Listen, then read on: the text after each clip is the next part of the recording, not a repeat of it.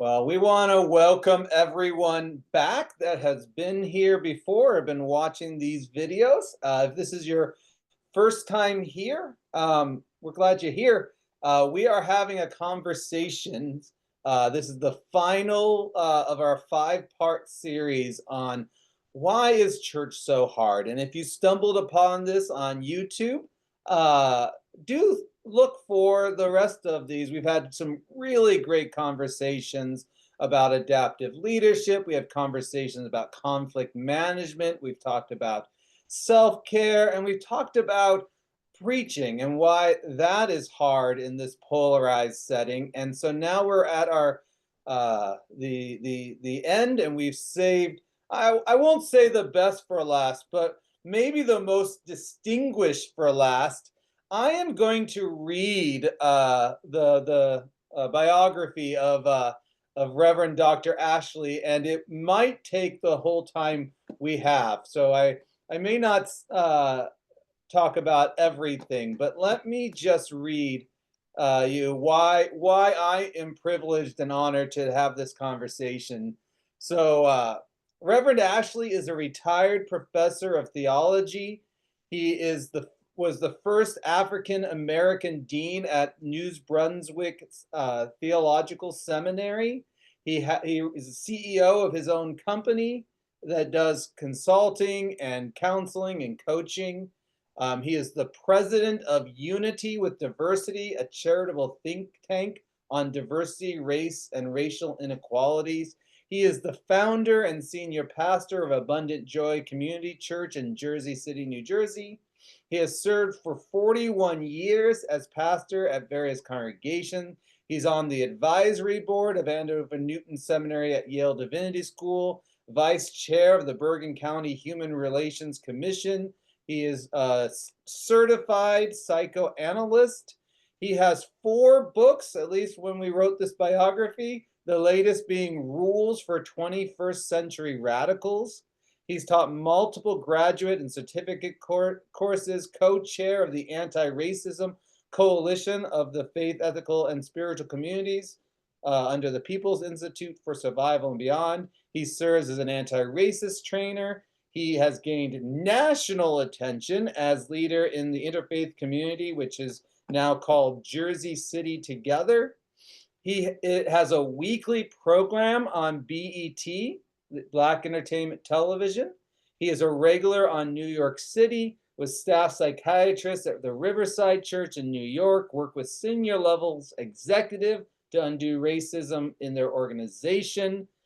Designed and implemented following 9/11, the Care for Caregivers Interfaith Project. He is on the National Association for the Advancement of Psychoanalysts, the American Association of Marriage Family Therapists, and the American Group Psychotherapist Association. He is also a lifelong Yankee fan, which is the only thing that might disqualify him from this conversation, as I am located in the Boston area. And we have a series this weekend. Yes, yes. But we won't talk about polarizing topics here today. Okay. Well, welcome, Dr. Ashley. I'm so glad that you are here, helping us round out this conversation. And we've been talking about just why church is so hard. And I know that you've been like ground zero of the COVID pandemic. Mhm. And coming out of that, I know that you have personally witnessed a lot of tragedy, walked through with a lot of pastors, buried friends. Mhm. And so I might be surprised when you told me what you'd like to talk about is the importance of laughter. Why Mhm. do you think that laughter is so important, even in spite of or because of what we have been walking through? Really, with you mentioned like 4 pandemics that have Mhm. all happened at the same time. Mhm. Well, again, thank you for having me on, and I appreciate the opportunity to have this conversation. I woke up one morning and I was shocked that I'm feeling relatively okay. Mm. And like I've been through the pandemic, I've been through both sides of bad politics, depending on who you voted for, etc. Like to your point, I've said goodbye to some good friends, some through COVID, some just old age, and it was their time. Um, and I just was amazed that I was still standing. I'm just be honest, I just was amazed I was still standing. Like, how did that happen? And I realized, yes, I have a very good support network. I have some psychiatrist friends and psychologists, so we speak every day. We text every day. I have some good friends that are on this call right now, and we text all the time. And I recognize that that we do very serious work. I'm not minimizing the work that we do. I mean, doctors and nurses and delivery drivers were first responders. We're first responders. Yes. But I also recognize that what kept me sane, and I would say even healthy, yes, you hydrate, you get enough sleep, all those kind of things, but being able to find moments of laughter. And for me, it comes natural. My dad was a comedian, Mm. and he would find the humor in things. And I was blessed that some of that rubbed off on me. Yeah. And so again, yes, what we do is very serious stuff. I get it, as we learn in sin, it's ultimate concerns, it's life and death. Where do you go? Where do you go when you leave here? I got the seriousness of it. But on the other hand, there's these moments, particularly in church, where you just have to laugh. And we Yeah. do laugh. And I gave myself permission to laugh not only in church, but in other aspects. And sometimes I'm laughing at me. Sometimes, like, well, that was not one of your better ideas. What were you thinking? Come on, really, dude?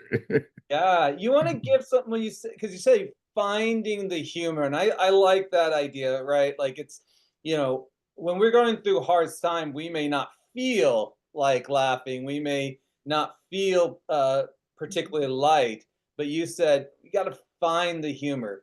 Can you give some examples of what you mean by finding maybe some real examples of, like, Sure. So, so, humor that can so be found? all of us have had this happen, regardless of where your church is located. You have this dear saint who loves the Lord, who's dedicated, loves their pastor, Mhm. and they want to sing in the choir. Mhm. And those notes left them a long time ago. Yes. And Yes. they'll get up and they'll start singing, and they're off key, but their heart's in the right place, but like they're off key. So Yes. I've had those, and I'm sure you've had those in my ministry. But I had one person in particular when we were on BET, and I couldn't say you can't sing, you always sing. So I didn't want to start a thing. She says, Pastor, I noticed I'm not near the microphone. Mm. Wonder why. I wonder why. And so I didn't laugh at her, but so I couldn't stop laughing once I got away from her. Like, yeah, let me tell you why you're not in the microphone, okay? So you have those moments. You have those moments. I think if you don't look at yourself and laugh, you'll lose your mind. Because in the 30-minute period, we're asked to pray, fix the sink, find somebody's keys, and come across as being very intelligent and erudite. And they're like, really? Yeah, and wait, and lock up the church and you leave. So Yeah, yeah. It's a little funny that pastors are expected to be both scholar and plumber. right, exactly.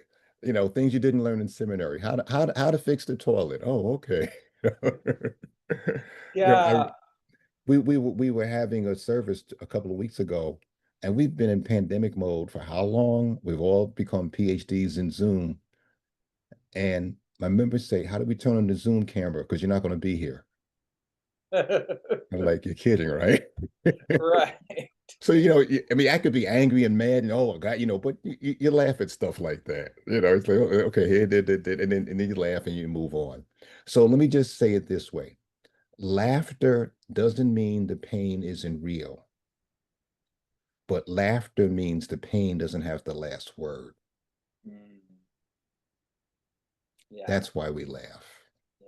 Yeah. We laugh because that it kind of reduces the power of the pain. Exactly. Yeah. And that's important because again, um, I'm the last person that's be saying this, you and I, but it's cheaper than therapy.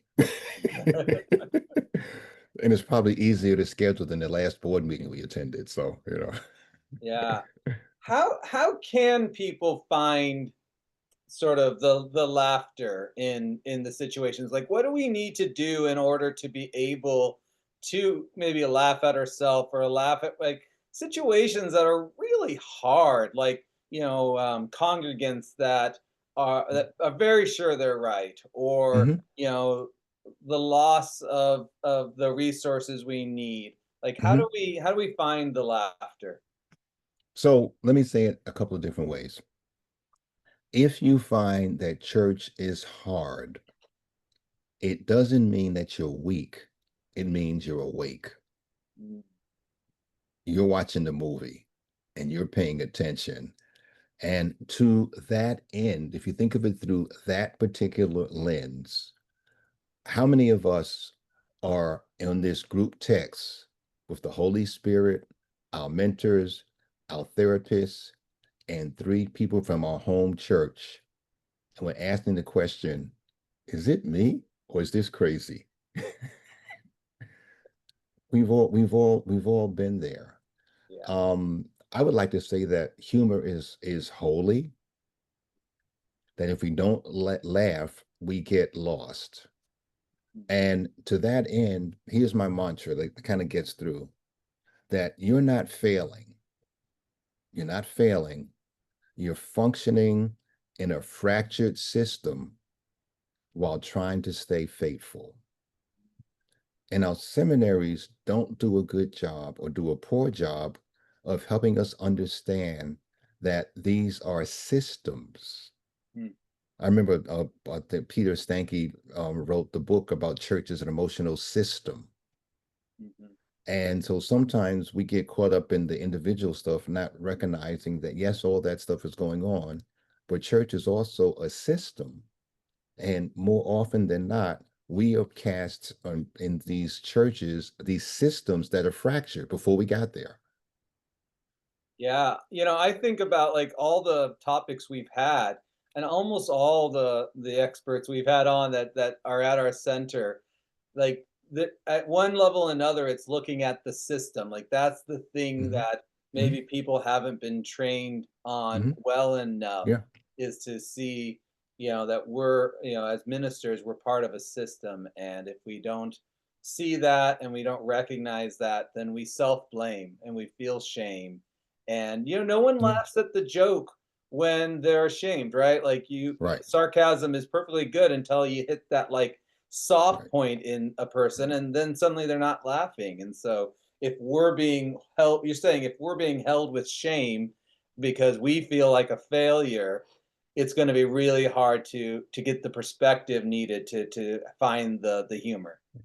And if since we're having this intimate conversation, with whoever's listening, the truth be told, too often for many of us, the hardest part of Sunday is showing up acting like we're okay when we're not. Mm-hmm. Yeah, having to put on that face when Yeah. we're really parts of us are dying on the inside. We had a bad church meeting, and the people that were responsible sitting in the front row looking at us. Yes. We went through some really tough stuff. And here we are having to do happy face and can't scold and can't scold. You have to preach the gospel that he lives when you want to say something else. So Yes, vengeance is mine, and just stop there. Not at saith the Lord. there's this running joke that's not so funny some days that Mm. all of us have our resignation letter already written, and one day we'll just put a date on it. Mm, yeah, yeah, there's truth to that. I think anyone in people helping careers kind of need to imagine what it'd be like to just sit behind a desk and type.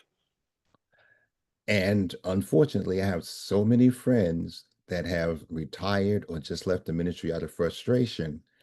And within a month later, they put, all my numbers are down. My blood pressure's down. My cholesterol's doing better. Yes, I'm not cranky at home. Like, yikes. yeah, yeah. The weight is heavy, and laughter, it's trite, but it's good medicine. And you said, we have to deal with our shame.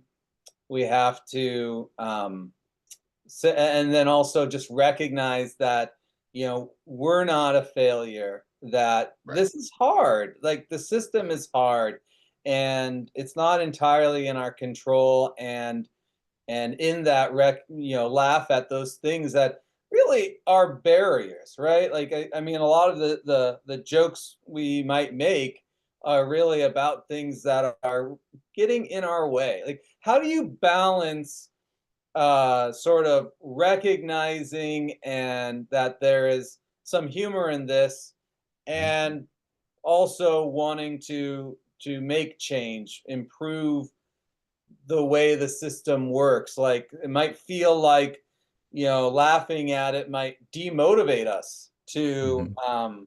to improve things.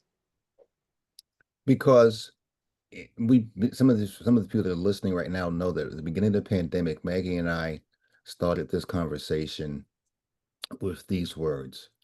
Everybody is not okay. And it's okay not to be okay, but get some help. Yeah. Everybody's not okay.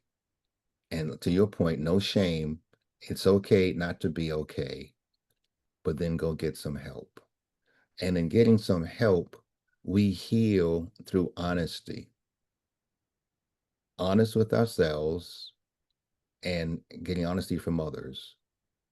Mm, And for clergy, we have to struggle to find people with whom we can be honest and will be honest with us. Because I say all the time, our church members lie to us in so many different ways. Nobody drinks in our congregation. Nobody has premarital sex. Nobody curses. Yeah, okay. And if you ever stand at the back of the church and do the receiving line, they lie their butts off. Oh my mm, God, Pastor, that was a great sermon. You were asleep the whole time. Come on, stop. right. Yep. I was watching. I looked, you were asleep. So come on, I mean, so honesty is part of the healing process. And to be honest with ourselves, have I given my best? Did I just mail it in today? And not that we'd ever mail it in, wink, wink, wink. But Right. Oh, but other folks, did I just mail it in today? Did I give it my best?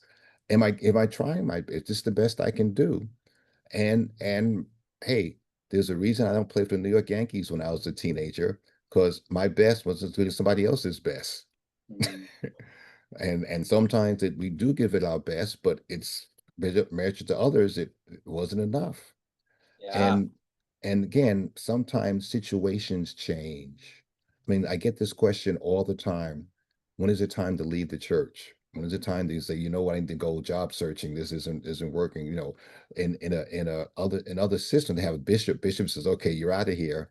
But in our kind of politics as Baptists, you get to make a decision. Is this the time to leave? When is the time to call it a day? And my easy, quick answer is when you can no longer love the people, it's time to call it a day. Mm, You mhm. don't make enough money. You don't live in enough of a McMansion or wherever you live, whatever you drive, to put up with the stuff people put you through. Yeah. And that might be another good reason for laughter, because I feel like when you can see like that people are caught up in a system, and that, there's something, that sometimes it frees us up from resentment, because we realize not only are we experiencing it, but they're repeating behaviors that have to do with how they were raised, or their role in the system. And sometimes maybe that can help us get back to loving people. Yeah, I mean, so transparency. I was teaching this course at NYU, and I said TMI. And one of the students from a Middle Eastern country said, "Oh, you do know TMI means tell me more information." Like, oh, okay. But that being said, you go through a bad church meeting, and I don't care what your race is, what your ethnicity is. If you are a clergy leader, and I say church meeting, you have a bodily reaction. Because all of us remember at least one, if not more, of the church meetings from hell Mm, when nothing seemed to go right. yes. Yeah. Yeah. It's all of us, right? And Yeah, I feel like the lack of honesty makes us feel like we can't be self-honest with ourselves, right? Like, every other pastor has it together. And so if I yeah, don't, and I admit that to myself, what does that mean about me, my calling? yeah. Is God using me? Yeah, and some days I blew it. It's not always the congregation. Some days, Willard, what were you thinking? That didn't, hello. So you woke up this morning, brushed your teeth, thought it was a good idea. Really? Okay. Not Yes. all the time, but the trouble is that we tend to be overly responsible. Mm, So sometimes we blew it, but not all the time. And so we have to be able to make a decision, have discernment when we blew it or something else, that this system again was flawed and we got caught up in this flawed, fractured system and started blaming ourselves when even Jesus couldn't have fixed this one. right. Yeah, absolutely. And that self-honesty is sort of essential to be able to take responsibility when it's yours, but also if you're constantly like pushing away that honesty, that you also you can't be honest when it's not yours. Right. Yeah. Right. I think And sometimes we we want it to be ours because then we can fix it. and we've all experienced the critical pew person. You could bring Jesus and they'd find something wrong. What took you so long? Right. Why'd you wait till the end? I mean, they'd find something wrong with it. So I mean, you have to be mindful of this. People like that. And what they don't teach us in seminary good is about transference and countertransference. Yeah. And I don't remember, I learned that after I graduated. I didn't Yeah, get that when I was in explain. school. We mentioned that actually last in week 4, Okay. and but we didn't define it. What is transference and countertransference? So in transference, the person uses you as a reflection of something or someone, usually an authority figure or parental figure, or a sibling that happened in their life in early childhood. Mm, And so you don't may not look like that person, but something in the way that we behave takes them back to that space. yeah. In countertransference, it's just the opposite. We're the ones reacting, and there's something about this other person in front of us that they may not look like it, but they were like, "Oh my, this reminds me of my dad, or reminds my mom, or this is my here go my sibling again." I never, whatever, and it takes Yeah. us to that place. And Yeah. so to be aware of that when it's happening, it also, and this gets us in trouble, it also sometimes could be romantic. Mm, And again, seminaries do a horrible job dealing with the romantic sexual things that happen, energy that happens in any kind of leadership position, but particularly when it comes to church. And having an appreciation. Again, I didn't learn this in seminary, but I was going through my training as a psychoanalyst, and they said no matter how much you love your maker, love your spouse, your family, someone is going to walk in the door and go, "Ooh, this could be a problem." mm. And it wasn't a matter of if, it was like when it happens, here's what you do. We didn't get that in seminary. We're like, oh no, I have the Holy Spirit and I'm good. And So not let's that. get it. Let's get it to the people who showed up. When you experience that transference, countertransference that maybe raises up romantic feelings or something that you identify as in that category, what do you do? Several things. One, back to honesty, being honest with yourself that I may love, my spouse, my da da da, but this person checks all the boxes for me. Yeah. So having honesty with yourself. Secondly, holding yourself accountable. So if I find myself wearing more cologne today, changing what Mhm. I wear, or scheduling them for the last appointment in the evening, Yeah.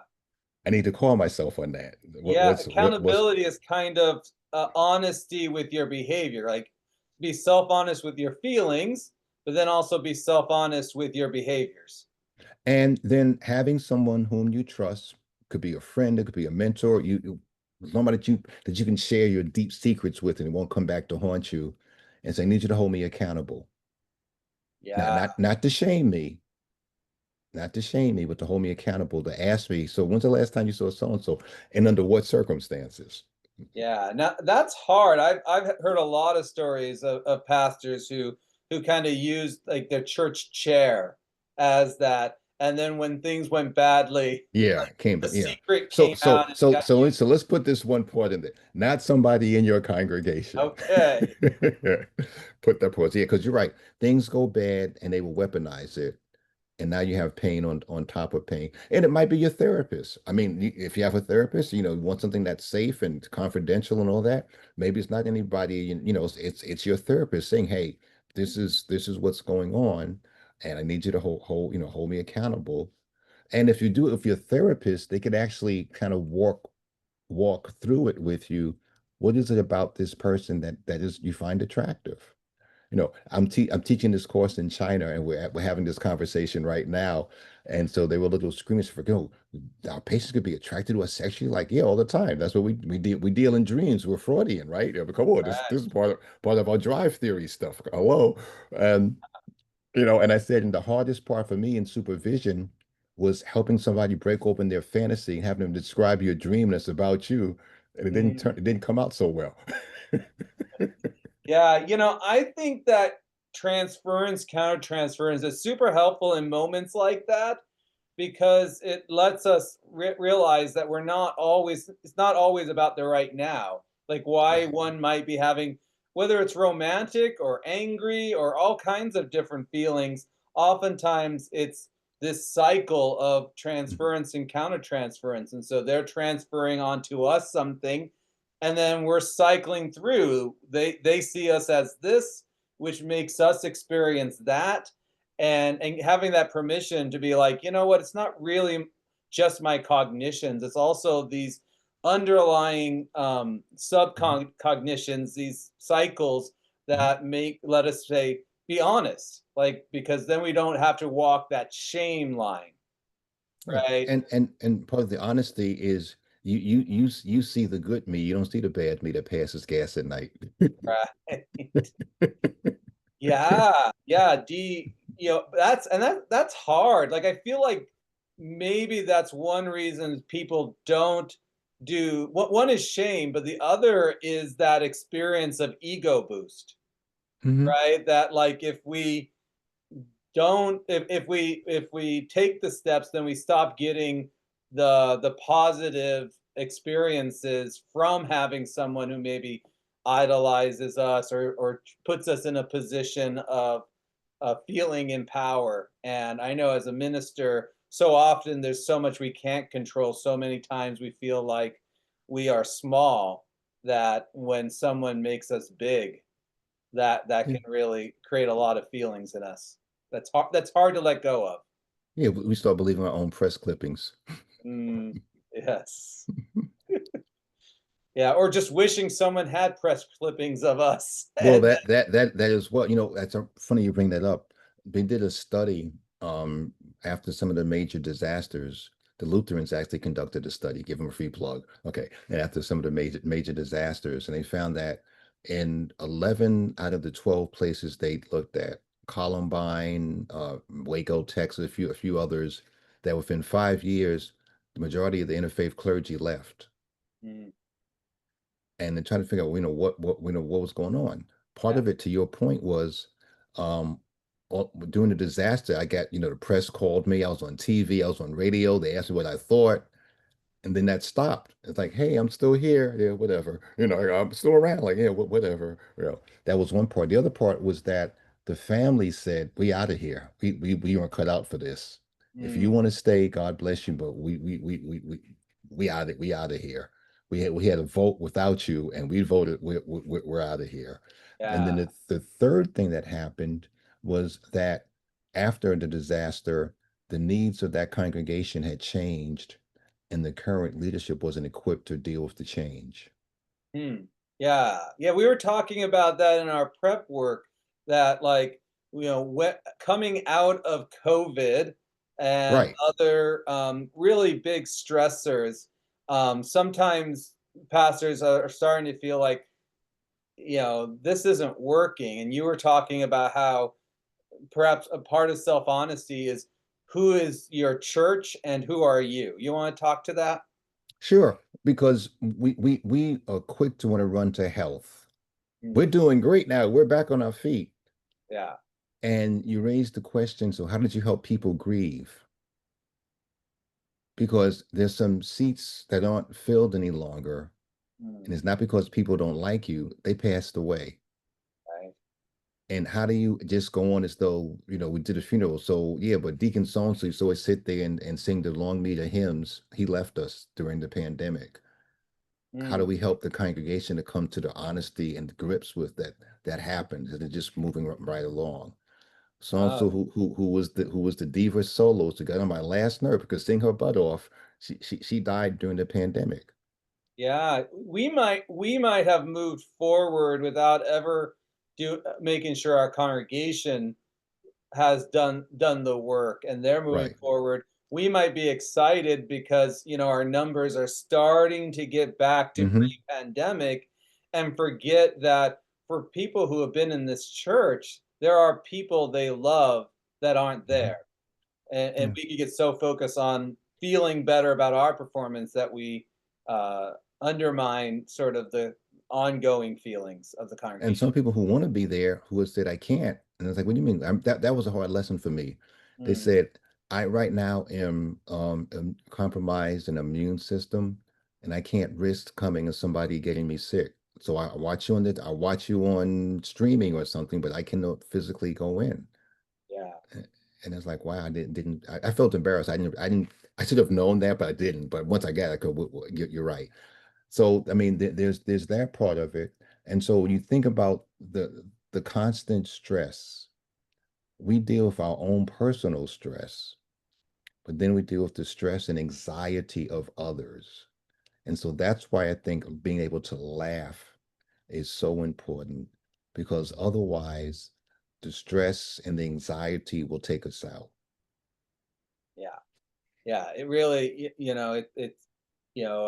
we don't talk about it enough. Like in fact, I don't know that I've ever had a conversation about having, holding what you do with some level of humor as a way to walk through the hard stuff and just, um, I did a funeral at a funeral home. Long story, but did a funeral at a funeral home for someone that I was very close to, but they had never joined the church, and the church was a little reluctant to let them be eulogized in the building. Politics, okay. So I did the eulogy, and then this came to the part of the service where they want to do the viewing. So they open up the casket, and this person comes in, and this is like the stereotypical the bad stereotype.